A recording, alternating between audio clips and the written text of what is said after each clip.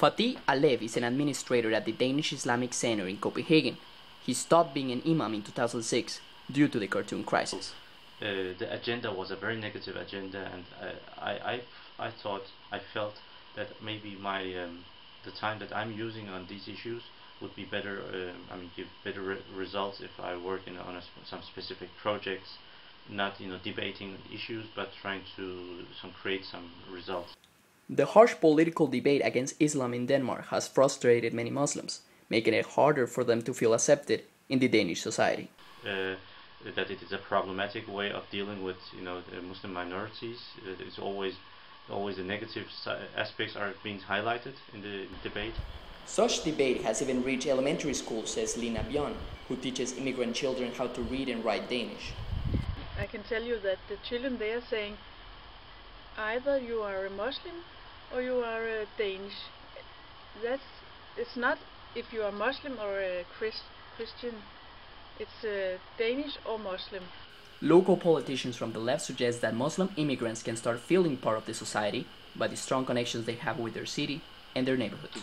To narrow the identity down, to start with, to the Copenhagen population, I think that's a start. You can also go even more locally and say Nørrebro, for instance, an area of the city where there's a lot of immigrants, a lot of people with foreign background. That's something that even more people feel they can relate to.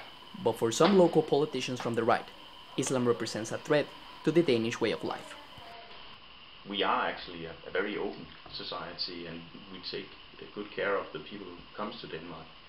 But you should not try and take our democracy away from Denmark and change the whole society. I mean, we live like we do, and we believe that the foreigners who come to Denmark should change. It's not the Danes that should change in favor of the foreigners who was coming here.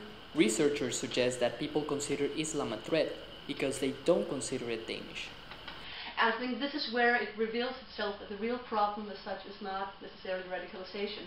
The real problem is the perception of the mosque as nationally foreign. I represent right here, this is... For Yildiz Akdogan, the first woman with a Muslim immigrant background to serve as a member of the Danish parliament, it is possible to be both Danish and Muslim at the same time. The political discourse has made them, think either one or the other, which I think is,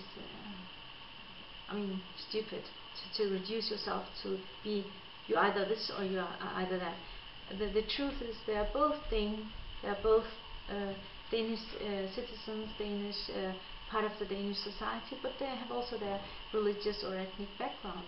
So they can be the same, all identities at the same time. They don't have to choose between one of them. So I try to use myself as an example to approach to these young men and women and saying, you can do it, of course you can do it. Look, I did it, why shouldn't you have the possibility to do it? For Alev, the future of Danish Muslims looks promising. But about 30-40 years, I don't know how many years, but we'll see something that will be called these are the Danish Muslims, and this is what Danish Muslims usually do.